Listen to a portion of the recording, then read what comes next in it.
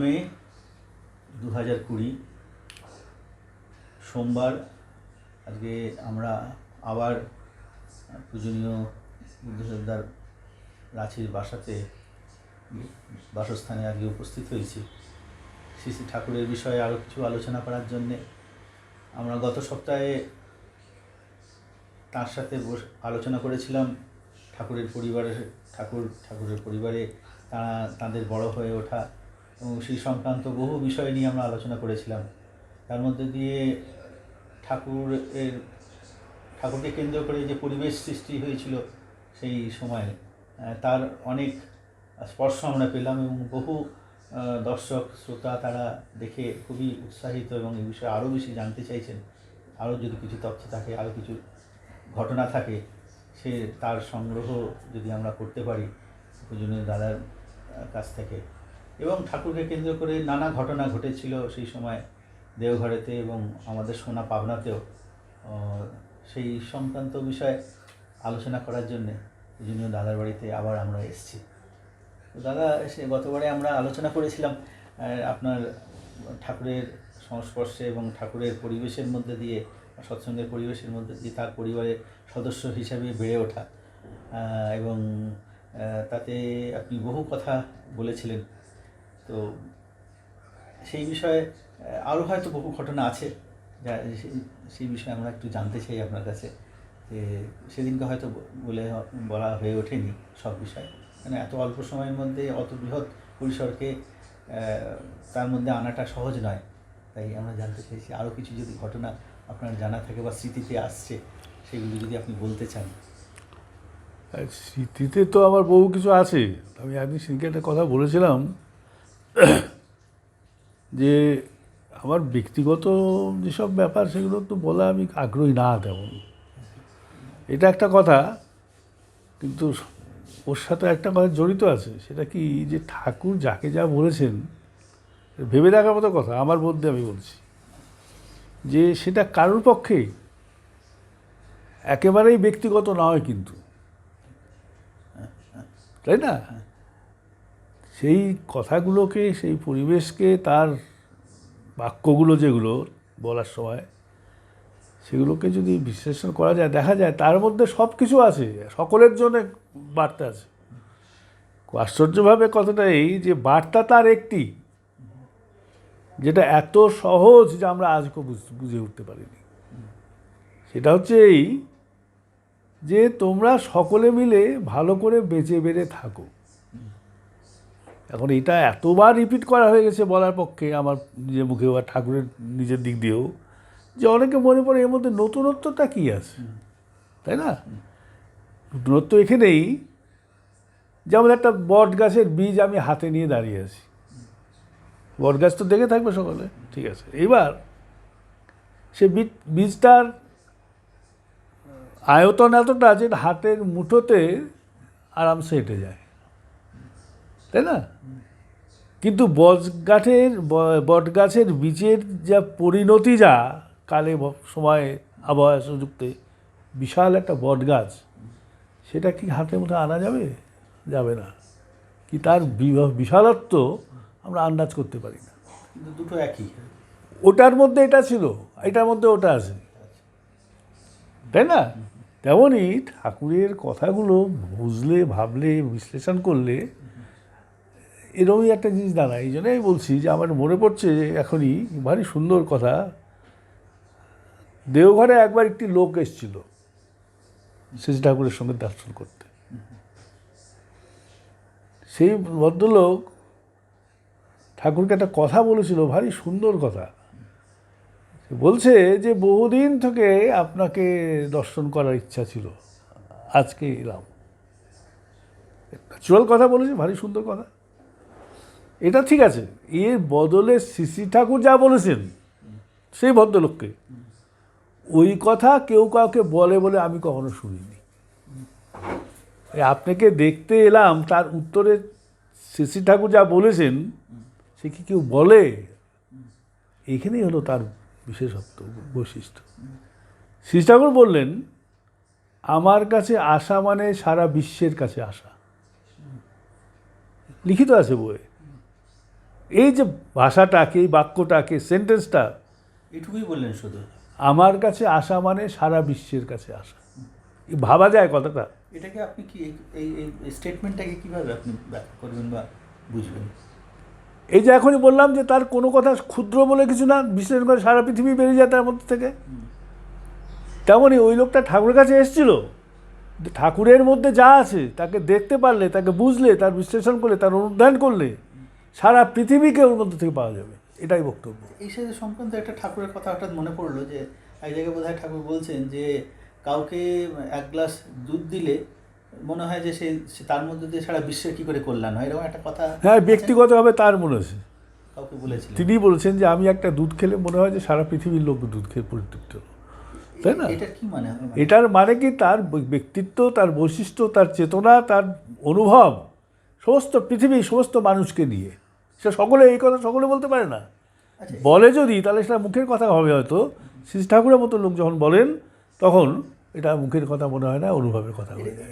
এটা বাস্তবতা কোথায়? এটা এই বাস্তবতা আমাদের জীবন দিয়ে দেখলে ঠিক জিনিসটা, এই বাস্তবতা আমাদের পৌঁছাতে হবে, সেইটাই হচ্ছে আন্দোলন। ওই বাস্তবতাটা আমাদের পিছনে এক বিজ্ঞানটা কি, এই বিজ্ঞানটাই কি ফিলিং, একের থেকে বহু, এবং সে বহুর মধ্যে আমি এক কী করে আসি, এটা চেতনার অতটা যদি উদ্যোগামী হয় কি ওই স্তরে পৌঁছায়, তাহলে আমার ব্যথা সকলের ব্যথা, আমার সুখ সকলের ভুখ, এই দেয়া নেয়ার মধ্যে দিয়ে, পারস্পরিকার মধ্যে দিয়ে একে অন্যের এবং সব মিলিয়ে এক, এই বোধটাই হলো পরমার্থ। ওই যে বটগাছের বীজ বলে, বীজ থেকে বটগাছ হলো, তার থেকে আরো লক্ষ লক্ষ বীজ হলো, আবার বটগাছটা কি করে বীজ হলো, এই রিলেশন, এটা জানাটা, এই মেকানিজমটা কি এর মধ্যে, ক্ষুদ্র থেকে বৃহৎ কী করে হলো, আবার বৃহৎটা ক্ষুদ্র কী করে হয়। যেমন ঠাকুর একজন বলছেন না যে সবই সচ্চিদানন্দ বিগ্রহ। একটা চশমার ফ্রেম বদলানো নিয়ে কথা উঠতে উঠতে এই কথা তিনি এসেছিলেন, সবই সচ্চিদানন্দ বিগ্রহ। যেমন চশমার ফ্রেমে ঘটনা বলুন কিরকম ব্যাপারটা। চশমার ফ্রেম পুরনো হয়ে গেছিলো, তা ওনাকে বলা হয়েছিল যে আপনি এত ভালো ভালো নতুন নতুন ফ্রেম বেরিয়েছে, তা এটাকে আপনি বদলে নিলেই তো পারেন, আপনি দেখেছি পুরনো জিনিস বদলাতে চান না। সেটা বলছেন তা বদলাতে চায় না, আসলে এইটা কলকাতার কার্তিক বোস আমাকে দিয়েছিল, সেই একটা স্মৃতি আছে। আর তাছাড়া আমার মনে হয় যে অচেতন মানুষদেরও চেতনা আছে, এবং সবার সাথে একটা যার সঙ্গে থাকে তার সাথে ওর একটা সম্বন্ধ, আত্মীয়তা গড়িয়ে যায়, তখন ওর বিচ্ছেদটাও সে ব্যথা পায়, সঙ্গে থাকলে ভালো লাগে। তাই আমি কিছু পুরনো যা কিছু বাদ দিতে চাই না। অনেক সময় আমার কাজের জন্য টাকা পয়সা দরকার হয়, আমি ভিক্ষে চাই, অনেক মা আমাকে গায়ের গয়না খুলে দিয়ে দেয়, সে দেওয়ার তার যে প্রবৃত্তি কি দেওয়ার যে উদ্দেশ্য সেটা খুবই প্রশংসনীয়, কিন্তু ওটা আমার নিতে ইচ্ছে করে না। এই জন্যেই যে মনে হয় যে গয়নাটা, ওই অলংকারটা ওনার সাথে এতদিন আছে, তার ব্যথা লাগবে বিচ্ছেদটা। এই সবই সচ্চিদানন্দ বিগ্রহ, আসলে সবই চেতন। এই যে কথাটা বললেন, এখন চেতন মুখে বলে দিলে হবে না, তিনি বলছেন পরবর্তীতে যে সচ্চিদানন্দ বিগ্রহ কী করে সব হলো, এই মেকানিজমটা না জানলে কিন্তু কথা সেটা জানাই হচ্ছে অধ্যাত্ম সাধনা, সেটা জানাই হচ্ছে ধর্মবোধ আসলে যাকে বলে, তাই না? সেই প্রসঙ্গে আমি বললাম যে ওই যে কথাটা তিনি বললেন কি, আমাকে তিনি যেসব কথা বলেছিলেন, যেই কথাগুলো আমাকে উদ্দেশ্য করে বললেন, কি ওই লোকটাকে যে বললেন যে আমাকে আমার কাছে আসা মানে বিশ্বের কাছে আসা, কি করে সেটা তো আমাদের বুঝতে হবে, সেটা কেউ করে না, সেই অনুধ্যানটা আমরা করি না। আচ্ছা, সেই জানার ক্ষেত্রে একটা প্রসঙ্গ কখনো আপনার কাছে বহুদিন আগে শুনেছিলাম যে একটা কুকুরকে, বা ছোটোবেলায় খুব শিশু তখন হয়তো ঠাকুরের কাছে খেলতে খেলতে কীভাবে একটু ঘটনা ঘটেছিল, তো বলছে যে কুকুরটাকে গিয়ে প্রণাম করে, একটা কি একবার হয়েছিল ঠাকুরের সামনে, এইসব কথা কি বলো, আমি ঠাকুরের সামনে, এর সাথে যেন একটা সাদৃশ্য পাচ্ছি যেন ব্যাপার কি, আমি ঠাকুরের সামনে দাঁড়িয়েছিলাম, আমার বয়স হবে কত হবে 7-8 বছর হবে, বয়স তো আমার মনে নেই, তবে খুব একটা বয়স্ক তো না, জ্ঞান হয়নি তখন অতটা, এরকম জ্ঞান মানে ম্যাচিওর জ্ঞান যাকে বলে, জ্ঞান তো হয়েছেই।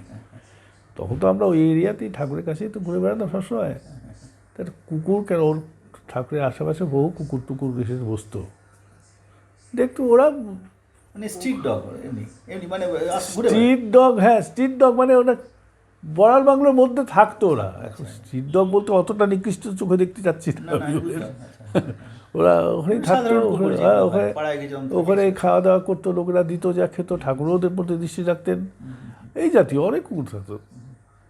তো ওখানে বসেছিল, তো আমিও সামনে যে পায়ে গায়ে আমাকে পা দিয়ে একটুখানি গলায় টলায় একটু পা দিচ্ছিলাম।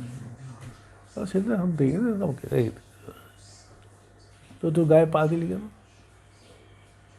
প্রত্যেকের শরীরে ভগবান থাকে, কাউকে পা দিয়ে অসম্মান করতে নেই, প্রণাম করবে, প্রণাম করতে বলবেন? প্রণাম করতে হবে। আমাকে করলো। তো এটা কি? এটা তো একটা কথার কথা না, না, এটা একটা ফিলিংয়ের কথা, একটা বোধের কথা, অনুভবের কথা। সেই অনুভবটা যার নেই তার কাছে কোনো মানে নেই, এরকম তাই না? আলোচনা প্রসঙ্গে এরকম পাই যে হয়তো আলোচনা হচ্ছে, খুব তত্ত্ব আলোচনা, হঠাৎ করে কুকুরের ডাক হলো, দেখ দেখ দেখ এরকম করে এও বহু আছে, দুটো বিস্কুট বহু দিয়ে- আছে, বহু আছে এরকম। তার মানেটা কি? যে আমি সকলের সাথে একাত্ম হয়ে আছি, সকলে মিলে আমি, এই যে একটা ইউনিট, এটা হলো আসল। কেননা সকলের এই কথা আবার এসে যাচ্ছে ঘুরে ফিরে, repetition of the same word হয়ে যাবে হয়তো, যে সকলের মিলে একসঙ্গে না হলে বাঁচা যায় না তো। প্রত্যেকেরই কোনো না কোনো রকমের কন্ট্রিবিউশন আছে, এবং আরও হতে পারে যদি আমরা সেটাকে বুঝে ইউজ করতে পারি, তাই না? সেজন্যে প্রত্যেকটা জিনিস মিলিয়ে যে একটা টোটাল সৃষ্টি, সেই বোধটা ভয়ঙ্কর জরুরি। সেই বোধটার আন্দোলনই সৎসঙ্গ আন্দোলন আমার বুদ্ধিতে, কেননা অস্তিত্বের আন্দোলন, তাই না? অস্তিত্বের আন্দোলনে প্রত্যেকের অস্তিত্ববান এবং প্রত্যেকের কিছু না কিছু কন্ট্রিবিউশন আছে, তাই না? তার মতো করে তার এই জিনিসটাকে নেগলেক্ট করলে নিজেদের অস্তিত্বটাই পদে পদে হ্যাম্পার্ড হয়। দেখো, শ্রী ঠাকুর সব কথা বলে গেছেন সবাইকে সব রকমভাবে। তিনি বলছেন যে সবই বলা আছে, পরম পিতার সবই বলা থাকে, এরকমভাবে বাড়িটা আমার মনে ঠিক নেই। যে যার বোধ সে তেমন বোঝে। এটা একটু ব্যাখ্যা করুন। তাহলে ব্যাখ্যার কি আছে? আমার বুদ্ধিমতো না, আমি বুঝবো। বুদ্ধিটা কি? বুঝ, ওটা কি অনুভব থেকে আসে, তাই না? যে যার বোধ, যার বোধের গভীরতা বেশি, সে তেমন করে বুঝবে। যেমন একটা আপেল পড়লো, আমাদের কিছু এসে গেল না, নিউটন থেকে একটা মধ্যাকর্ষণ বার করে ফেললো, যে মধ্যাকর্ষণ বরাবরই ছিল, এখনও আছে, তাই না? তাই কেন এই যে একটা ক্লিক করে গেল চিন্তার মধ্যে দিয়ে, সেই বোধটা তো সবার থাকে না। তাই বলা সবই থাকে, কিন্তু সেই বোধটা কে কী করে বোঝে, সেই বোধটা সবচেয়ে বেশি জরুরি। কিন্তু সেই বোধটা সবার সমান মতো থাকে না হয়তো, আমি যা বুঝি, কিন্তু বোধটা ডেভেলপ হতে পারে কি বৃদ্ধি পেতে পারে যদি ওইরকম একজন ঠাকুরের মতো কোনো একজনের সাথে যদি অ্যাটাচড থাকে, সে তাকে ফুলফিল করার অ্যাটিচিউড নিয়ে যদি ঘোরে, যদি, তাহলে তার মধ্যে জ্ঞানের, মানে তার মধ্যে একটা অন্বেষণ হয় যে এটা আরও কী করে ভালো করে সাফ করা যায়। সে জ্ঞানটার থেকে কী হয়? অন্বেষণ হয়। অন্বেষণ কি? আরও কী করা যাবে যার জন্য তাকে খুশি করা যায়, তাই না? সেটার থেকে এক্সপিরিয়েন্স হয়, জ্ঞান হয়। তাই ঠাকুর একটা ইংরেজি মধ্যে বলছেন যে, o sweetheart, love is the supreme knowledge. বাংলায় বলছেন সখী প্রণয় পরম বেদ। বেদ মানে জ্ঞান, জানা, তাই না? তাই ওই যে বললাম না, আমাদের ছোটোবেলাতে তার সাথে ঘোরাফেরা, ওঠা বসা, অনেক কিছু আছে, বহু কিছু আছে, বহু ঘটনা আছে, আমার সঙ্গে তার কথাবার্তা অনেক হয়েছে, কিন্তু সবগুলো হচ্ছে এত পজিটিভ, এত কনস্ট্রাকটিভ। এটাই হচ্ছে খুব একটা রিমার্কেবল জিনিস। সেখানে কখনো কোনো রকমের যাকে বলে ব্যাক পুলিং টাইপের, কি লেগ পুলিং, কি স্টান্ট হয়ে যাবে, যাকে ওরম ছিল না। কিন্তু সবসময়তে ওপেন, ওখানে কিন্তু ভুল করার অবকাশ ছিল, আচ্ছা, ভুল করে শুধরানোর স্কোপ ছিল। এরকম একটা ঘটনা শুনেছি যে আপনি ছোটোবেলায় হয়তো বন্ধু বান্ধবদের সাথে খেলাধুলোর মধ্যে দিয়ে ধাক্কাধাক্কি কিছু হয়েছে, পড়ে গিয়েছিলেন, তো এরকম আপনার সাথে এরকম কোনো ঘটনা ঘটেছিল? তারপরে আপনি না, আমি তো না, আমাদের খুব দুরন্ত পাড়া ছিল, খুবই, সত্যি কথা বলতে কি, ঠাকুরের সামনে বহু লোক বসে থাকতো, আমরাও ঘুরে বেড়াতাম, আমাদের তো ওপেন রোড ছিল। কিন্তু একটা কথা বলছি, শুনতে খারাপ লাগে, একটা পাসপোর্ট ছিল মনে হয় সবার সামনে। পাসপোর্টটা এখানে একটা প্রশ্রয় ছিল, কেন ঠাকুরকে সকলে শ্রদ্ধা করতো, ভক্তি করতো, পূজা করতো ইষ্ট হিসাবে। আমাদের ইষ্ট পরিবার বলে একটা কেন প্রশ্রয় ছিল যে হ্যাঁ, এটা তো স্বাভাবিক তো, কিন্তু আমরা, হ্যাঁ, এটা ছিল। তাহলে বিশেষ কেউ কিছু বলতো না। কিন্তু তা আমি দেখছি একটা মেয়ে, বাচ্চা মেয়ে, ওর মারা সব এসছে, ঠাকুর সকালের দিকে হবে মনে হচ্ছে, একটা মেমোরিয়ার সামনে, ওখানে একটা সিঁড়ির দুপাশে দুটো বড় বাংলো, তখন ঠাকুর থাকেন ওখানে, তার সামনে বসে আছেন ঠাকুর। ওই সিঁড়ির দুপাশে দুটো এরকম বেদি টাইপে ঘোরানো থাকে না, পুরোনো, সে এখনও আছে হয়তো, যাইনি বহুদিন। ওখানে একটা মেয়ে দাঁড়িয়েছিল, তখন কবে রাত, সকালে 9টা, 9:30, 10টা হবে। মেয়েটাকে আমি চিনি এখন আর বলতে পারি না, ওখানে আশ্রমেরই মেয়ে। আমি ওখানে ঘুরঘুর করতে করতে হঠাৎ কিছুই না, কথা নেই বার্তা নেই, ওকে ধুম করে একটা ধাক্কা মেরে দিয়ে দিলাম আর কি। এখন তো যুক্তি খুঁজে পাই না এই ব্যাপারে। তো মেয়েটা ওখানে পড়ে কান্নাকাটি আরম্ভ করলো, আর ঠাকুর ওখান থেকে এই কী হলো রে, আমাকে দেখে ডাকতে বললেন। আমি তো সোজা দেখলাম কাজটা করা মাত্রই হয়েছে, ভয়ঙ্কর ব্যাপার গড়বড় হয়ে গেছে, সোজা উপরে চলে গেছি, মানে মার কাছে উপরে দোতলায় থাকতাম। কিছুক্ষণ পরে দেখি যে ঠাকুমা আসছে উপরে ঘরে গিয়ে, মানে একা চলে গেলেন, কেউ নেই তখন? আমি কাউকে এটা বলিও নি, ঘরে যে আমি নিজের মতো নিজে একসাথে। তো দেখি ঠাকুমা আসছে, সব মাদের খুব বকাবকি করে। হ্যাঁ, তখন সিঁড়িটাও খুব স্টিপ ছিল কোনো। তাহলে এই করে অসভ্যতা করে ছেলে বদমাইশি করে বেড়ায়, দেখে না কেউ, ডাক ওকে ডাক না, 2 চর কষে দিল ঘরের মধ্যে। ঠাকুর আমাকে ডেকে বকলেন, ঠাকুর নিজেই আসছিলেন। আমি বললাম যে আপনাকে যেতে হবে না, আমি আসছি। কী অসভ্যতা করে, এরকম করে সামনে রাখেন বলে। আমি তো কান্নাকাটি করলাম ওরে। তারপরে তো সারাদিন খুব অভিমান হয়ে থাকলাম। সন্ধ্যেবেলা একটা রেণুদি বলে মহিলা ছিল, সে আসে ঠাকুমার কাছে থাকতো, কাজ টাজ করতো বলে।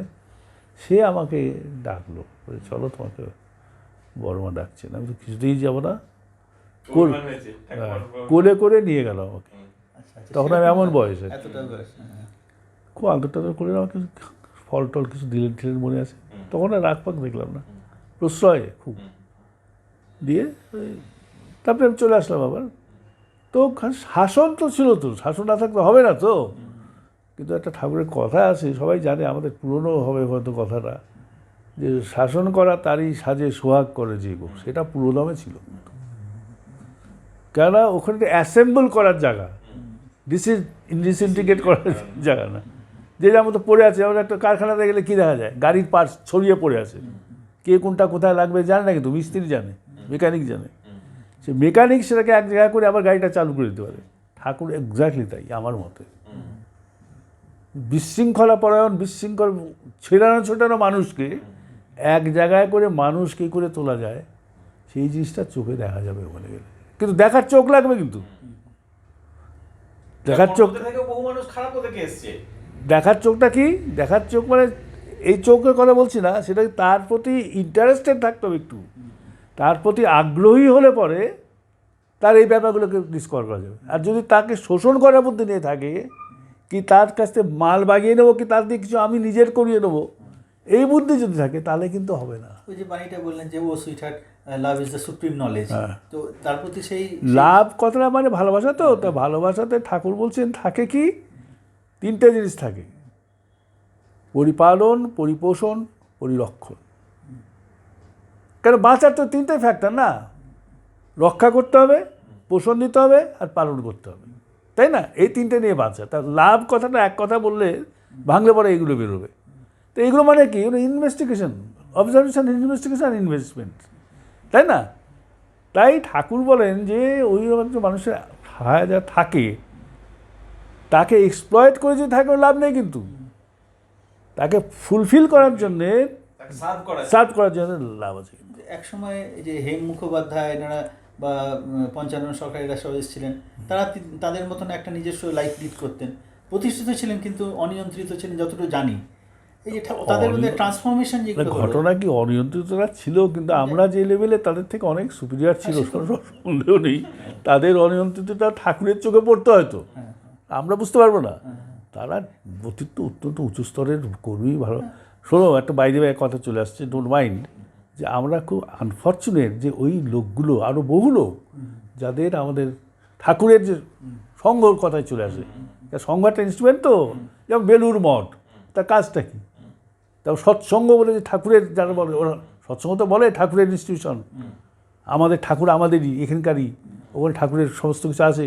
তো ওই ইনস্টিটিউশনকে, ওই সঙ্গ, এই লোকগুলোর কোনো পাত্তা দেয়নি। কারণ নাম শোনা যায় কি, পঞ্চানন সরকার নাম শোনা যায়, সুশীলচন্দ্র বসুর নাম শোনা যায়, সমালোচনা বা অভিযোগ বলা যেতে পারে।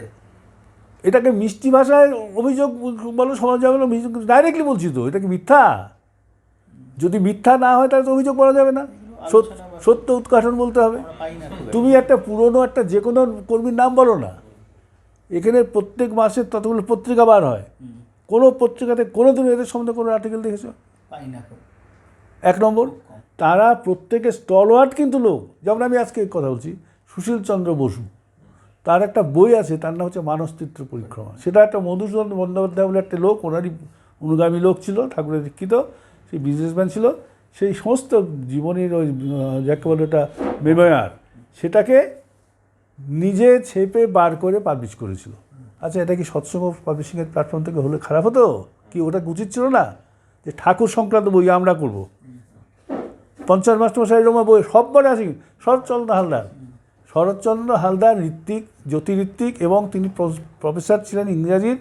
তার দীক্ষিত 200-250 জন ঋত্বিক হয়েছে কিন্তু। এই বইটার কথা কি বলছিলেন? হ্যাঁ, এটার নাম হচ্ছে মানসচিত্র পরিক্রমা। এটা সকলে পড়া উচিত বই, তাই না?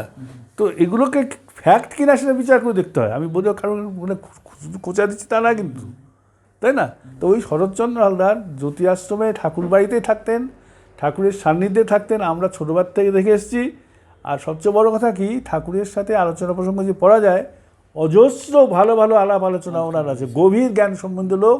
তুমি পুরনো যে লিটারেচার আছে সৎসঙ্গ, যেমন ধরো কুমারকৃষ্ণ ভট্টাচার্যর বই আছে একটা, মানসচিত্র সরি মহামানবের সাগরতীরে, জীবনী না, ওটা সৎসঙ্গের ইতিহাস। হ্যাঁ, ওদের উৎসবের বিবরণ আছে, নানা কিছু আছে, আলোচনা পত্রিকা যেগুলো বেরোতো, ওটা এক করতে 2 খণ্ড আছে। প্রতিটি সৎসঙ্গের, প্রতিটি উৎসবে, প্রতিটি মিটিংয়ে, বাইরে, সৎসঙ্গের বাইরে, এদিকে ওদিকে, শরৎ হালদার। এই শরৎ হালদারের একটা বই দেখতে পাচ্ছি। হ্যাঁ, এটা উইদার ইন্ডিয়া বলে। ঠাকুরের জন্ম শতবর্ষকে উনি নিজস্ব উদ্যোগে নিজে এই বইটা বার করেছিলেন। এটা কেন সৎসঙ্গ পাবলিশিং করবে না, তাই না? ওনার তো কোনো পাত্তাই নেই কোনো। তা এরকম করে আমাকে দেখো, বলো যে সংঘের উপযোগিতা তাহলে হলো কোথায়? সত্যি কথা বলতে যেটা মনে হয় যে এই যে কর্মী যারা, তাদের মধ্যে দিয়ে ঠাকুর কিন্তু মানে রিভিল হতে না বলা যেতে পারে। ঠাকুর নিজেই তো তাই বলছেন, আলোচনা প্রসঙ্গে লেখা আছে কিশোরীর একটা জীবনী লেখার আগে। আমি তো শুনেছি একজন জীবনী লিখে দিয়েছিল, কিন্তু সে জীবনী যাই না কোথায় আছে, গায়েব হয়ে গেছে। তা কেন এ তো দেখো, ঠাকুরের দিক থেকে ঠাকুর কিন্তু চেষ্টা তো করছেন না, কিন্তু কয়েকটা ব্যাক গিয়ার ছিল আমার মনে হয়, যেগুলো সবসময় পেছন দিকে ধাক্কা মেরে দিয়ে আসছে, তাই না? তো অদৃশ্য কি আমাদের দেখেও দেখবো না, তাই অদৃশ্য। সেখানে একটা দ্বিতীয় সেন্টিমেন্ট কাজ করছে, সেটা কে করছে নিজের বুঝে হুঙ্গা ঘটনা যেটা, সেটা বলছি আর কি। তাতে মূলত শ্রী ঠাকুরের অবিকৃত প্রচার প্রসার, তার পুরনো কর্মী যা তিনি বারবার করে যে বলেন যে আমার সেই পুরনো যে 3 জন ছিল, কিশোরী, অনন্ত আর গোসাই, ওদের মতো বলেননি। এখন ওই ভক্তগুলোর জীবনী ভক্ত বলায় নাম দিয়ে কলকাতা থেকে ফণিভূষণ রায়কে খাটি করে মাথায় ঘামিয়ে টামিয়ে কিছু তো কোনো রকম বার করেছে। ও তো ভয়ঙ্কর টিনাসিয়াস লোক ছিল। ঠাকুরকে একদিনকে জিজ্ঞেস করছে, জানো তো, যে আপনার প্রশংসাও তো তাহলে ভয়ের কথা। এই কত বড় প্রশ্ন করেছে দেখো, যে তাহলে তো আপনার প্রশংসাও ভয়ের কথা।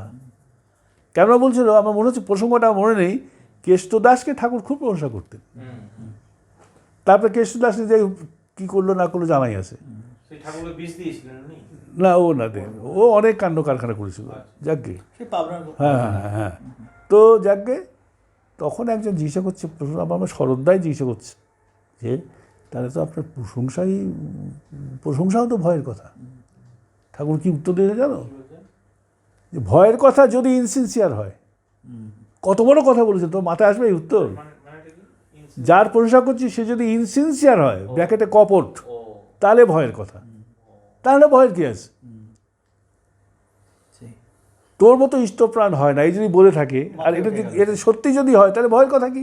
আর যদি ইষ্টপ্রাণ না হয়, যদি সে লটপট করতে হয়, তাহলে তো ভয়ের কথা হবেই।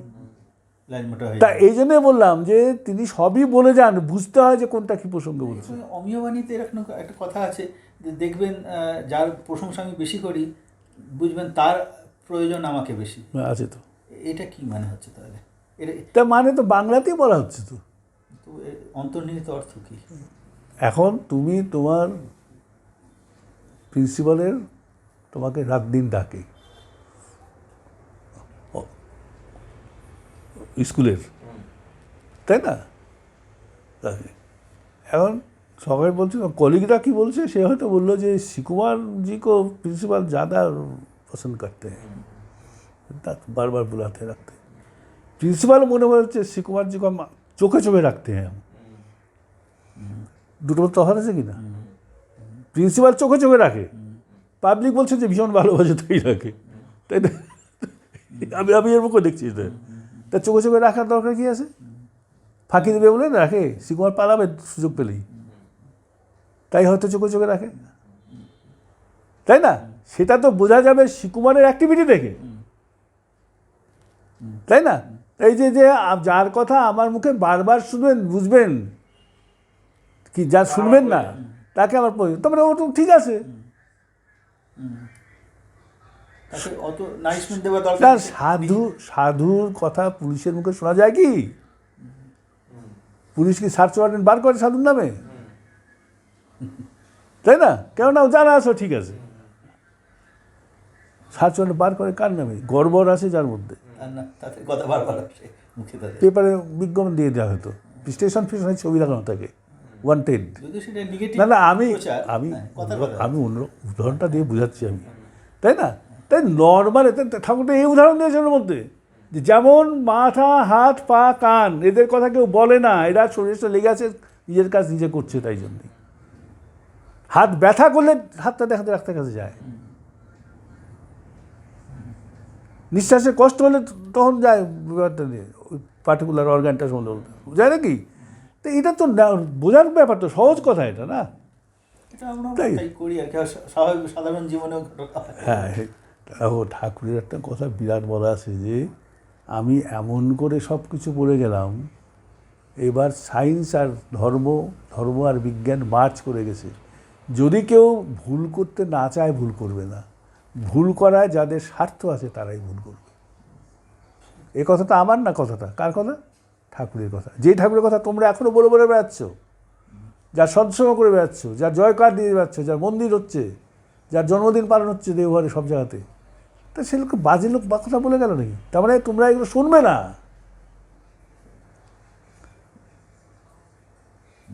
তাই না? এই হলো ঘটনা। তাই বলছিলাম যে সরাসরি না তিনি কখনো বলেন না, তোমাকে বুঝে নিতে হবে না, যে- সে বলেন না, দেখো বলেন না যে তাও না, এরা একটা বলেও কি লাভ আছে নাকি? বলে কি হবে? ইষ্টে একনিষ্ঠতা নষ্ট করো না, ধর্ম সাধনা যার বৃত্তি সম্পন্ন হতে যেও না, এটা আগেও আমি বাড়িটা বলেছি না? তাতে কিন্তু ইতভ্রষ্ট তৎনষ্টতা অবশ্যম্ভাবী, এটা কি বলা নেই? এর মানে কি বোঝো না? বলে কি লাভ হয়েছে? তুমি তো ভাবের ঘরে চুরি করছো, তাই না? তাই তার হয়ে না উঠলে পরে কোনো লাভ নেই কিন্তু, আর সেই হয়ে ওঠাটার দিকে আমরা কেউ যাচ্ছি না। তো আমরা যে প্রসঙ্গ থেকে হ্যাঁ, কথাটা এদিকে এলাম, অনেক এদিকে চলে গেছি। বলো কি বলো? হ্যাঁ, এই যে প্রথম যুগে যারা এসেছিলেন, বিশেষ করে হেমচন্দ্র মুখোপাধ্যায়, তিনি প্রতিষ্ঠিত করেছিলেন সেই সময়। ঠাকুরের সান্নিধ্যে এসে তার মধ্যে যে ট্রান্সফরমেশন হলো, যে পরিবর্তন হলো, বিশেষ করে তার একটি ঘটনা আমরা জানি যে এই মদ খাওয়া ইত্যাদি তার একটা নেশা ছিল। ঠাকুর কীভাবে এটাকে ট্রান্সফর্ম করলেন এবং সেখান থেকে পুরো বদলে গিয়ে তার ভেতর থেকে এমন এমন সমস্ত ভাব সম্পর্ক। আসলে ঠাকুরের বাণীগুলো পড়লে সব উত্তর দেওয়া আছে। সেদিকে একটা বাণী পড়লাম, বাণীটাতে ঠাকুর বলছেন যে লোকমত যেদিকে সেটাকে দলন করে যেও না। কথাটা কত বড় দেখো, ওর ভাবের মধ্যে দিয়ে ঢুকে তাকে টার্ন করার চেষ্টা করো। আচ্ছা, ছন্দটা মনে নেই আমার। তা হেমকবিকে ঠাকুর কোনো মদ খান না কে বলেন না, কিন্তু তুমি দেখবে আলোচনার সঙ্গে একটা ঘটনা আছে, দুলাল বলে একটা ম্যাথর এসছে, জামা কাপড় কিনবো, পয়সা দেন ঠান্ডা বলে। ঠাকুর রক্ষা করে টাকা দিয়ে পড়ল। টাকাটাতে ঠাকুর বলেছেন যে জামা কাপড় কিনে কিছু বাঁচে যদি তাহলে খাস একটু মদ। ও খায় তো ম্যাথর। ও তারপর নিজেই বলছেন ওকে যদি আমি খাস না বলতাম তাহলে শুনতো না, কিন্তু এখন ওর যে ওদিকে ঝোঁক আছে, সে ওকে বললাম যে একটুখানি আগে তো করে নিতাম, একটু কাজ তো, তাহলে ওর প্রতি আমার একটা অনুরাগ জন্মাবে, যেই অনুরাগের উপরে দাঁড়িয়ে পরেও ছেড়েও দিতে পারে। এই ট্রিটমেন্টটা অন্যরকম। আর এখন এই ট্রিটমেন্টটা হয়েছে, তুমি তোমার ছেলেকে কিন্তু এই ট্রিটমেন্টটা করতে, থার্ড পার্সনকে করতে পারি না। কেন তোমার ছেলে তোমার কাছে আলাদা, থার্ড পার্সন আলাদা, আলাদা লোক। তাই বললাম না, সর্বভূতে আত্মবোধ, সকলে আমার, এই বোধ না হলে পরে এই কাজ করা যায় না। এই করা যায় না, আর কারোর মাথাতে চুলকায়ও না যে আমাকে এই কাজটা করতে হবে। সর্বধর্মান পরিত্যাজ্য বলার কটা লোক বলেছে দুনিয়াতে? কটা লোক ক্রাইস্টের মতো বলেছে যে আমি তোমাদের I shall make you the fisher of man, come with you? কি মানুষের সাথে কী ঝামেলা হতো? কটা লোক নিজের জন্ম রাজার ঘরে জন্মে সব ছেড়েছিল দিয়ে তোমার কপিলাবস্তু থেকে সারনাথ পর্যন্ত চলে গেছে কয়টা লোক? তো এই চুলকানিও তো সবার হয় না। এখন আমার সারা গায়ে চুলকাচ্ছে, আমি তো তোমার হাত চুলকাবো না, তো আমি আমার হাত চুলকাবো, তুমি বুঝতেই পারবে না যে কী কে চুলকাচ্ছে কেন। ওটাই হলো বোধ, ওটা চেতনা যেটাকে বলে, যে চেতনার স্তর এত উপরে যে সবই সচ্চিদানন্দ, তাই তো? তো সেই চেতনাটা এমন করে ছড়ানো সব জায়গাতে। ঠাকুর কাছে যে আমার কাছে আসলে সারা পৃথিবী বিশ্বের কাছে আসা হয়, যে কথা মানেটা কি? বিশ্ব, আমি একটা বাগানে গেছি বেড়াতে, বাগানে গেছো মানে কি, তুমি রাস্তাতে বেরোছো, রাস্তা বেরোনো কি টোটাল অ্যাটমসফিয়ারের কাছে তুমি এক্সপোজ হয়ে গেছো, এটাই না বলতে হবে? কি তুমি বুঝতে পারছো না কি কথা, ঠিক কি না? তুমি একটা বাগানে গেছো, সকালে গাছতলা একটা দাঁড়িয়েছো, গাছতলা মানে আম গাছতলা কি, গোলাপ গাছের পাশে দাঁড়িয়ে আছো, কিন্তু আসলে কি তুমি সমস্ত আবহাওয়া চরাচরের মধ্যে তুমি এক্সপোজড, কোনটা বাদ পড়ছে না। এক্স্যাক্টলি ঠাকুরের কাছে গেলেই, আমার কাছে আসলে সারা বিশ্বের কাছে আসা হয়। কথা কত বড় গভীর কথা, যে এর মধ্যে সব আছে, ইজ দ্য টোটাল ক্যাপসুল। ওনার দর্শনে, ওনার দৃষ্টি দিয়ে যদি দেখা যায়, তখন মানে পুরো বিশ্ব ওনাকে দর্শন করতে হবে একটা অনুরাগ মুখর দৃষ্টি নিয়ে, একটা ইন্টেলেকচুয়াল দৃষ্টি, তাহলে হবে না, সে বুদ্ধিমতো একটুখানি হবে, একটুখানি হবে, সেটা জ্ঞানের দৃষ্টি দিয়ে তাকে দেখা। ওটা জ্ঞানটাকে ঠাকুর বলছে অনুভব, সে অনুভব হলে পরে বেস্ট হবে। তাই একটা কথা বলা আছে, একটা বাড়িটা বিরাট একটা কথা আছে, বাড়িটা কি, যে অনুরাগে বৃত্তি কাবু, হ্যাঁ,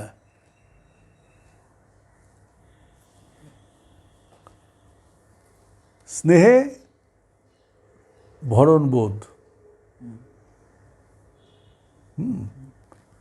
না সরি, অনুরাগে বৃত্তি কাবু, মমতায় আত্মবোধ। কথাটা বুঝে রাখো, অনুরাগে বৃত্তি কাবু, মমতায় আত্মবোধ, স্নেহে আনে ভরণ বুদ্ধি, প্রেমে তামাম শোধ। বৃত্তি কাবু, বৃত্তি হলো কি, বৃত্তি unregulated passions are the obstruction to the ultimate feeling. তো অনুরাগে বৃত্তি কাবু হয়ে গেলে তখন কী হবে? তোমার মমতা হবে, মমতায় আত্মবোধ, সবার মধ্যে নিজে আসি, এই ফিলিংটা হবে। তখন কি হবে? স্নেহে আসে ভরণ বুদ্ধি, ফুলফিল করো, তো কিছু করো, ওর জন্য কিছু করো।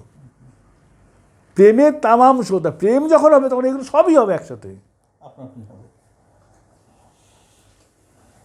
এই যে ঠাকুরের কথা, এই কথা তুলনা আছে নাকি?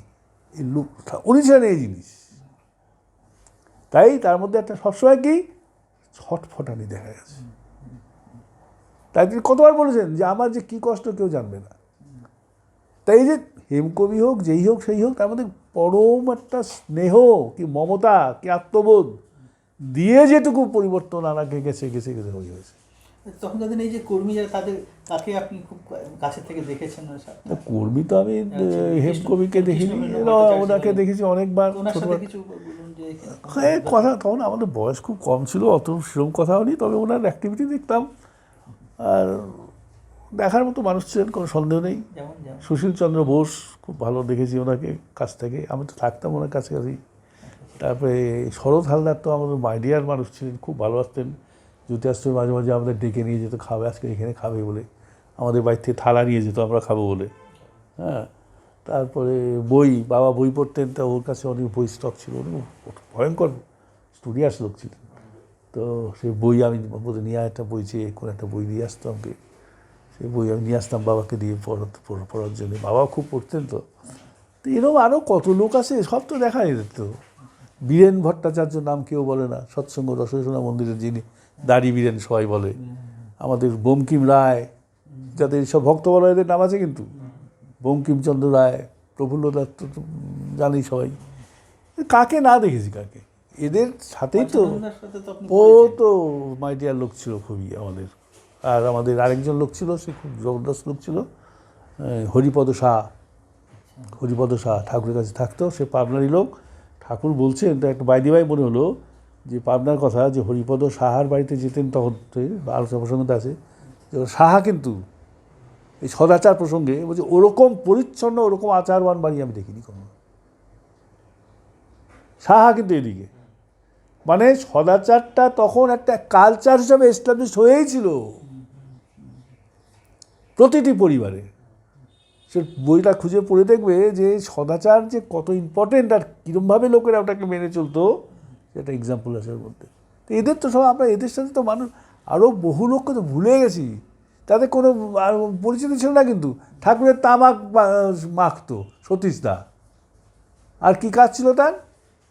এই ভেষজ গাছ টাছ পাতা লতা পাতা ঠাকুর যেগুলো বলতেন ওষুধ তৈরি হতো, ওগুলো সব খুঁজে খুঁজে খুঁজে নিয়ে আসতেন। ঘুরে দা নিয়ে বেড়াতো আর ছালা নিয়ে ঘুরতো পিঠে, ওসব জোগাড় করে করে বেড়াতো।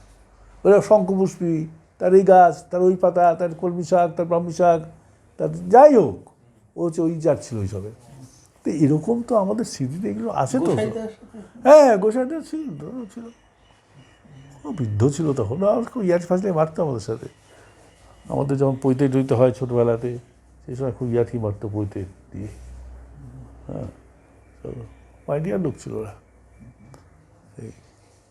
তবে ওদের সাথে খুব বেশি বয়সে তো মেশার সুযোগ হয়নি, যেটা এদের সাথে হয়েছে।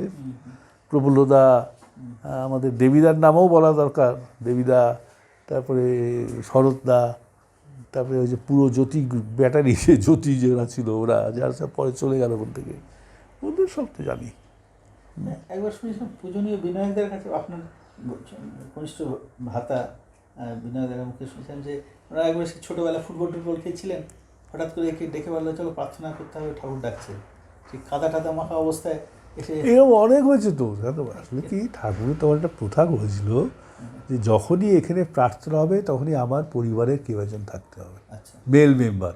আচ্ছা আচ্ছা এটা তো এস্টাবলিশ করে গেছিলেন। আচ্ছা তো এখন কি কোনো কোনো সময় বাবা জ্যাঠামশাই কাকা এরা সব কোনো কাজে বাইরে চলে গেছে, কেউ নেই, তখন একজনকে ডেকে নেয় একবার থেকে, হয়তো যে যে খেলছে সুদন, ওকে যে ডেকে নিয়ে আসছে, ও এসে যে প্রার্থনা করলো। ঠাকুরের তিরোধানের পরে হয়েছে কিছু, আর তারপরে এইসব তুলে দিয়ে আস্তে আস্তে আর হয়নি। এখন ওদের পরিবারের কেউ থাকে কিনা আমি জানি না, ওরা তো পরিবারের লোক। তো হ্যাঁ, এটা ঠিক কথা। এইসব প্রথাগুলো ঠাকুর করে গেছে, একটা সেন্টিমেন্টালি জিনিসটা যেন ইনটোন থাকে যেন আর কি। তার প্রতি শ্রদ্ধা হলেই তার রক্তবাহীদের প্রতি শ্রদ্ধা, রক্তবাহীদেরও একটা টেনশন থাকবে যে আমাকে এত শ্রদ্ধা করে, আমি ঠাকুরের সাথে আমাকে স্মরণ করছে, তা আমাদেরও একটা দায়িত্ব কর্তব্য আছে।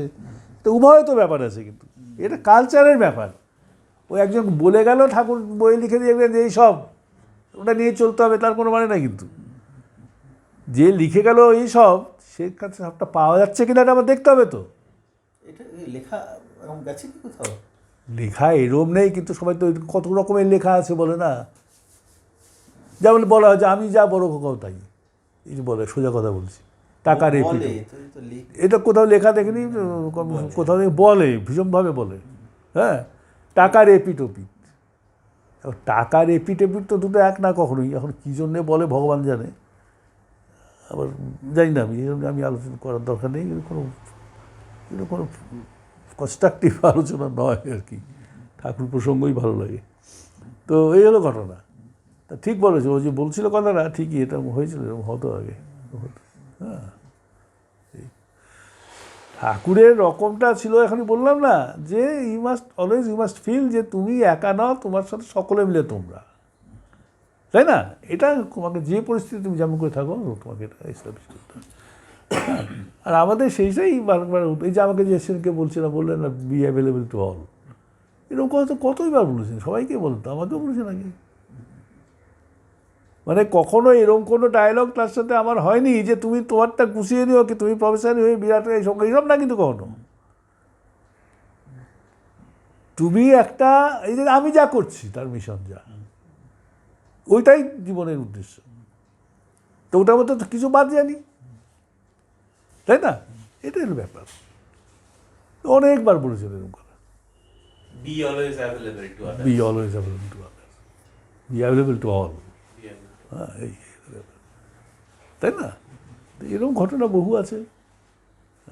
আপনার চোখে দেখা ঠাকুরের আরও, হয়তো আপনার সাথে সরাসরি নয়, কিন্তু আপনি অবজার্ভ করেছেন বা আপনার উপস্থিত হয়েছে বা আপনারা যখন ছিলেন তখন এরকম ঘটনা, ঠাকুরের জীবনটাই তো ঘটনা নিয়েই। তো এরকম কোনো আপনার স্মৃতিতে যে ঠাকুর তো আপনি আলোচনার সময় অনেক ঘটনার কথা বলেন, না না, সে তো প্রচুর কথা বলেন। আছে। আর সেগুলো তো আমাদের কাছে খুবই আকর্ষণীয়। ঠাকুরের ঠাকুরের জীবনকে সাথে কেন্দ্র করে। যেমন ধরো ওই যে কবিতার কথা বলছিলাম না, আমি যখন রাঁচিতে পড়তে চলে গেলাম, ঠাকুর আমার কবিতা তখন শোনা হয়ে গেছে, আমি ওখানেও কবিতা লিখতাম। আর আসতাম যখন ছুটি টুটিতে, ঠাকুরের কাছে যেতাম, কথাবার্তা হতো। সন্ধেবেলায় যখন বাস থেকে নেমে, বাসে করে তখন আসতে হতো, তো বাস থেকে নেমে সন্ধেবেলায় প্রণাম করে, একদিনকে হয়েছে কি, সন্ধেবেলায় আমি গেছি প্রণাম করে, তখন আমার কাছে সব ঠাকুর চেতেন ওগুলো, এই পান সুপুরি দে, তামাক খাওয়া, এগুলো বলতেন তখন।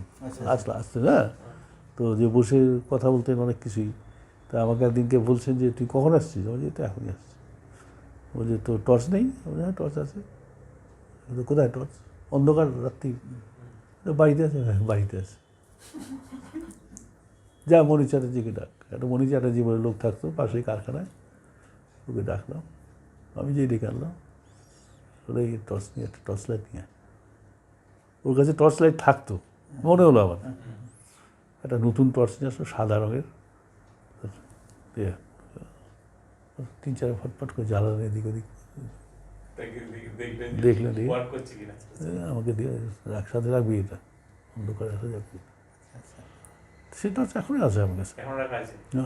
হ্যাঁ, তো ব্যাপার কি, এই যে তার একটা ভালো থাকে যেন একটা আগ্রহ, যে রাত্রিবেলায় তুই ভয়ঙ্কর কষা আছে সন্ধ্যে, রাত্রিবেলা আসবে, সাপ খোপ কী আছে, আর লাঠি দিয়ে বেরোনো তার পক্ষে খুব জরুরি, সবাইকে বলতেন। ওখানে তো সাপের জায়গা তো খুব দেওয়ারে, লাঠি নিয়ে যেতে হবে সেই সময়। হ্যাঁ, একজন তো রাত্রিবেলা সবাই মিলে বসে আছে ঠাকুরের সামনেই, এই লণ্ঠন জ্বলছে, প্রভুদা লিখছে, এরকম বহু দৃশ্য আমার মনে আছে। তো হঠাৎ হে কে সাপ সাপ সাপ করে দৌড়বে, সবাই গেল দেখতে, ঝোপ চারিদিকে তো ঝোপ ঝাড়। যখন সবাই ফিরে আসলো, সাপ পালিয়ে গেছে কি যায় না, ঠাকুর যে আমি দেখলাম যে তোরা সবাই দৌড়ে গেল, কিন্তু কারুর হাতে লাঠি নিয়ে কেউ গেল না। তো এরকম বেহুশ কিছু নেই, এইগুলো কয় করতে। লাঠি তো আবার একটা ভায়োলেন্সের মিল। আরে সাপটা কামড়াবে, তো প্রোটেকশন দিতে হবে, তো ভায়োলেন্স তো করতেই হবে, যে আমাকে ডিস্ট্রয় করে তার সাথে ভায়োলেন্সই করতে হবে। তো ঠাকুর বলছেন যে হিংসাকে হিংসা করা অহিংসা, তাই না? তাই ভায়োলেন্স তো এই তো এইটা হলো ঘটনা। হয় কি, যে ঠাকুরের কথাগুলোকে যখন ঠাকুরের লাইফের সাথে আলাদা করে ইন্টারপ্রেট করা হয়, তখন এরকম ভুল হয়। এই প্রসঙ্গে তাহলে একটা এমনি গল্পের কথা মনে হয়, যেটা আপনি আলোচনার সময় বহুবার বলেছেন, এবং এটা খুব পুরনো ঘটনা। পাবনাতে সে একবার সেই ঠাকুর আলোচনা করেছিলেন, সাপ বোধহয় ব্যাংককে ধরেছিল, সেই ব্যাংক চেঁচাচ্ছে। এটা আলোচনা, এটা পাবনায় না, এটা হচ্ছে দুমকায়। ও, দুমকার বাড়িতে আচ্ছা, ঠাকুর তখন যেতেন মাঝে মাঝে। আপনার কাছে আরেকবার শুনতে চাইছি। না, সেটা দুমকার বাড়িতে ঠাকুর বলেছিলেন। সেখানে সন্তোষ দা বলে একটা লোক ছিল, আমাদের ছোটোবেলার থেকেই ড্রাইভার ছিল। সে হচ্ছে সৎসঙ্গ গ্যারেজের ইনচার্জ ছিল, ভূপেশ দত্ত তার ভাগ্নে ছিল। তা সে ছিল ওখানে, অনেকে বলেছিল সন্ধ্যের পরে মুখার্জি লজ, এখন যেটা মন্দির হয়েছে ওখানে, সেখানে ঠাকুর বসে আছেন। তো ওখানে গেছিলো, সেটা একটা সাপই ব্যাং ধরলে একটা পিকুলিয়ার আত্মরক্ষার্থে আওয়াজ করে সাপ, ব্যাং, সেরকম আওয়াজ হচ্ছিল। তখন ঠাকুর খুব উদ্বেগ হয়ে তখন বলে এই ঢিলমার সাপটা দাও। তারপরে ঢিল মারলো বোধ হয়। তারপরে দেখা গেলো আর শোনা গেল না, মনে হলো, দেখা তো যায়নি চোখে, যে ব্যাংকটা সাপ চলে গেছে, ব্যাংকে ছেড়ে দিয়ে। তখন ওই সন্তোষ ছিল বলে, সন্তোষ পথ ঠাকুর, এটা আমি বুঝলাম না, কী বুঝলি না, বলছে ও তো ব্যাং তো সাপের খাবার, তা সাপ তো নিজের খাবারকে ধরে খাচ্ছিল, তা আপনি পট করে ওকে খাবার থেকে বঞ্চিত করলেন, এটা কীরকম হলো? খাদ্য। তা ঠাকুর তো পট করে দেয়, মানুষ তো বাঘের খাবার। তোমার সামনে তোমার কাকাকে যদি বাঘে ধরে, তুমি কি করবা? ও চুপ করে আর কোনো কথা বলতে পারলো না। তো এই যে কথাটা বললেন পট করে, মানুষ তো বাঘের খাবার, এখন তোমার সামনে তোমার কাকাকে যদি বাঘে নিয়ে যায়, তুমি কী করবা? তার খাদ্য বলে ছেড়ে দেবে কি? এটা তো ও তো বুঝলো যে এটা তো উত্তর না, কিন্তু এর থেকে ভালো উত্তরও তো হয় না, তাই না? তো এটা কেন হলো? এই যে আত্মবোধহীন বিচার। হ্যাঁ না কিন্তু জ্ঞানের ব্যাপারটা কথা ধরো বলছি। যদি এটা চোখের সামনে না ঘটতো, অন্য কোথাও তো ঘটছে, ওখানে অন্য জায়গায় হয়তো ব্যাংক চিল্লাচ্ছে, এটা আমার কানে যাচ্ছে না, কিন্তু ওখানে তো সেটা তো আমি নেই সেখানে। তার মানে আমার চোখের বাইরে যা আমার- ঘটছে আমার কিছু যায় আসে না। না, যায় আসে না, না আমি জানতে পারছি না, ওটা যায় আসে না, তার নট ভিট, আমি জানতে পারছি না। আমেরিকাতে সেদিনকে যে লাদেনের বোম মেরে দিল, বিরাট ক্ষতি হলো, ওটা আমার কন্ট্রোল ছিল সেটা, তাই না? তা আমার সাক্ষাতে, আমার উপস্থিতিতে আমি কিছু করতে পারি, এরকম পরিস্থিতিতে যদি আমি ইনঅ্যাক্টিভ থাকি, কি আমার কিছুই এসে গেল না, যদি এরকম হয় মানে তাহলে সেটা সিস্টেমটাকে আস্তে যাতে আমার ডাউন না হয়, ওই জন্য আমি সক্রিয় রাখার জন্য। এক্স্যাক্টলি তাই। ঠাকুর তো ওটাই বলছেন যে অন্যের বাগানে ছাগলে গাছ খেয়ে যাচ্ছে, আর তুমি যদি ভাবো যে ওটা ওর বাগান, আমার কি, তাহলে এরপরে তোমার বাগানে যেদিন খেয়ে যাবে তুমি আর সঙ্গে হতে ঠেকাতে মানে পারবে না। নিজেকে অ্যালার্ট আর সজাগ রাখার জন্য এই অ্যাক্টিভিটি গুলো নাকি? শুধু তাই না, সমস্ত তার ভেতরে যে বাঁচার চাহিদা, ওটাকেও তো ফিল করছে। কিন্তু আমি একজনকে বাঁচাচ্ছি আর একজন অন্য নিজের খাবার থেকে বঞ্চিত হয়ে যাচ্ছে, ওর পক্ষে তো আমি অ্যান্টি হই। ও আবার পরে খাওয়ার চান্স পাবে, কিন্তু যে খেয়ে নিয়েও যাকে সেটা বাঁচার চান্স পাবে না। প্রায়োরিটি একটা। সূক্ষ্ম বিচার এরকম বলা যায় না? এই যে কথাটা বললেন, এই কথার উত্তরটা কী বলা আছে, যে তোমার কাকাও তো বাঘের খাদ্য, তোমার কাকাকে যদি তোমার সঙ্গে বাঘে নিয়ে যায়, তুমি কি করবে? এটা উত্তর কী হবে? বাঁচাবো, কাকে বাঁচাবো? কাকাকে বাঁচাবো। তাহলে বাঘ তো বঞ্চিত হয়ে গেল। ও খাওয়া তাহলে ডিসিশন নেওয়ার দৃষ্টিভঙ্গিটা কিরকম হবে? প্যারামিটারটা কি? অস্তিত্ববাদী, অস্তিত্ব রক্ষার্থে যা করণীয়, অস্তিত্বের বুঝে। আর ঠাকুরের কথাগুলো তো বোঝার না, যেমন তরই হোক না যেজন, অস্তিত্ব বোধ সবারই এক। অস্থি দাঁড়ায় দাঁড়িয়ে নিয়ে নিপুণ চোখে চেয়ে দেখ। নিপুণ চোখে মানে কি? এটা ডেসিফারিং মাইন্ড নিয়ে, অল আনভেলিং দৃষ্টি দিয়ে দেখো জিনিসটা, আর সেরকম যদি তাই মনে না? হয় তাহলে হয়তো আমি সাপের জন্য অল্টারনেটিভ খাওয়ার ব্যবস্থা করবো। পরিবারটা আমার ডেভেলপমেন্ট তো তেমনই হবে, হ্যাঁ, সবাইকে ফুল- ক্রমশ আমার সিস্টেমটা এমন ডেভেলপড হয়ে যাবে যে আমি এগুলো ম্যানেজ করতে পারবো আমি। কিন্তু এটা তখন ওই সাপকে বাঁচানোর মাধ্যমে হবে, ব্যাংকে বাঁচানোর মধ্যে দিয়ে হবে। কিন্তু ব্যাংকে নিয়ে চলে গেলে আমি ইনঅ্যাক্টিভ থাকলাম, তাহলে কোনো লাভ হবে না। কিন্তু না, যদি ওখানে একটা এরকম ঘটনা হয়তো অনেক ঘটেছে, ঠাকুর বসে আছেন পাশে, ছাগল বা গরু ওরা ঘাস খাচ্ছে বা ঝাপঝড় এগুলো খেয়ে, ওগুলো জীবিত গাছ, কিন্তু ওটার থেকে তাহলে কেন ওই না, এই কথাগুলো খুব পোকার মতো হয়ে যাচ্ছে। জীবিত গাছ, কিন্তু ওটা তো খাদ্য তো ওদের। ওরকম তো ব্যাঙের না, ব্যাংকটা তো অন্য জীবনের লেভেলটা তো আলাদা। ঘাসের চেতনার লেভেল আর ব্যাংকের চেতনা আলাদা। আরে জীবিত ঘাস ছাগল কেন? ঠাকুর তো নিজেই কফির পাতা খেয়ে থাকবেন চচ্চড়ি করে। তার কি তখন বলছিলাম তো, জীবিত কফি খেয়ে ফেললো। আর এরকম জায়গায় কথা তোমাদের চেতনার স্তর যখন যেদিন ওরকম হ্যাঁ, হ্যাঁ, এর বলা আছে। তখন তো এই অল্টারনেটিভ বার করে ফেলবে সেদিনকে, তাই না? ফল তুলতে হবে না তো। আমি যেখানে দাঁড়িয়ে আছি সেখান থেকে আমার যাত্রাটা শুরু করতে হবে তো, তার বাইরে তো আমি যেতে পারছি না। না, যে ঠাকুর আমাদের থানকুনি পাতা খেতে বলেছে, আমি তো 2-3টে থানকুনির বেশি তুলতে গেলে আমার মনে হয় যে ওই গাছটার কষ্ট হচ্ছে, এটা আমার প্রয়োজনের বোধহয় অতিরিক্ত হয়ে যাচ্ছে, এটা আমি খুব তুলবো না। এটা কি আমার ঠিক ভাবনা না এটা ভুল ভাবনা? এরকম করে সকলের মধ্যে দিয়ে নিজেকে ফিল করাটাই তো মনুষ্যত্বের স্টেপ। থানকুনি পাতা, তুলসী পাতা, ঠাকুরের কথা তো এই যে তোমার যে পুণ্যপুঁথি আছে ঠাকুরের, তার মধ্যে তো বলা আছে যে বেল পাতাগুলোকে ওরকম করে ছিঁড়িস না, হাড়গোড় ভেঙে গেল মনে হয়। ছাড় পোকাটাকে ওরকম করে টিপে মারিস না, পাশা দিয়ে নাড়ু ভুড়ি বেড়ে গেল আমার মনে হয়। ভাবা যায়? গাছের ডাল একবার কেটে দিয়েছিল। হ্যাঁ, হ্যাঁ, হ্যাঁ, দিন কথা বলেন। হ্যাঁ। তো এরকম ওই ঘটনাটা তো এগুলো তো বুদ্ধি করে না তো,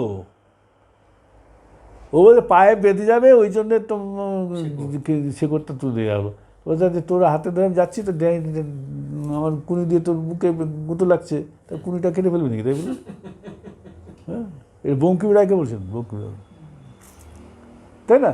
তো যার যেমন চেতনা, যাতায়াতের পথে কোনো গাছের গোড়া পড়েছিল নাকি? হ্যাঁ, কেটে কেটে দিয়েছিল। হ্যাঁ, ওদিক দিয়ে কি যাচ্ছেন, রোজই যেতেন, একটুখানি হোঁচট কাঁদ। মানে যার যেমন চেতনাবোধ ওই অনুযায়ী আমার অ্যাকশনটা। না, শুধু ওইটুকু না, প্রয়োজনটা কি, আর ওই যে অস্তিত্ববোধ, তাই না, সেটাই হলো মেন জিনিস হবে। তাই বলে সাপ কামাতে আসছে, সাপকে ছেড়ে দাও, ওরম করা নেই। কিন্তু কি গুন্ডা খুন করতে আসছে, তাকে জয়গুরু বলে দাঁড়িয়ে থাকো, ওরম বলা নেই কিন্তু। ঠাকুরের নির্দেশ কোনো ক্ষেত্রে কি অমান্য করা যায়? হ্যাঁ, করা যায় তো। ঠাকুর বলছেন এমন একটা পরিস্থিতি যদি হয় যেখানে তার জীবন সংশয় হবে, না হলে ঠাকুরের জীবন, হ্যাঁ, সেরকম পরিস্থিতিতে আর তার আদর্শের অবমাননা হবে, এই দুটো জায়গাতে যদি তার নির্দেশ অবমাননা করা যায়, তাহলে ভগবানের আশীর্বাদ পাওয়া যায়। ইংরেজি বাণীতে দিয়ে আছে। আচ্ছা, যীশু খ্রিস্টের জীবনী থেকে কিরকম ওটা কি মেলানো যেতে পারে? যীশু খ্রিস্টকে তো ঠাকুর ক্রুসিফাই করা হলো, he was murdered in due to the inactivity of his disciples. তো সেখানে ও তো বেঁচে দিয়েছিল। উনি তো বলছেন যে এদের ছেড়ে দাও, ক্ষমা করে দাও। হ্যাঁ, ঠিক, উনি বলবেন ছেড়ে দিতে, উনি বলছেন ক্ষমা করে দাও। হ্যাঁ, ওই যাতে ঠাকুর বলে শিশুদের ক্ষমা করাটা উচিত না, উচিত হয় তাকে না, অমান্য করে হ্যাঁ, বাঁচানো না, উচিত। বাঁচানো উচিত। ঠাকুর তো ওই জন্য বলেন যে আমার মতে হনুমান হচ্ছে সবচেয়ে শ্রেষ্ঠ ভক্ত। হনুমান কী করে, রাম রাবণকে ক্ষমা করতে চায়, হনুমান বলে আমি কিছুতেই ছেড়ে দেবো না, আপনার এগেনস্টে যে তার সাথে আমার কোনো কম্প্রোমাইজ নেই, তাই না? আর ঠাকুর বলেছেন বলে যারা ঠাকুরের জিনিসকে বিসর্জন দিয়ে দেয়, তারা তো কি বলা যাবে, কিছু বলারই নেই, তাই না?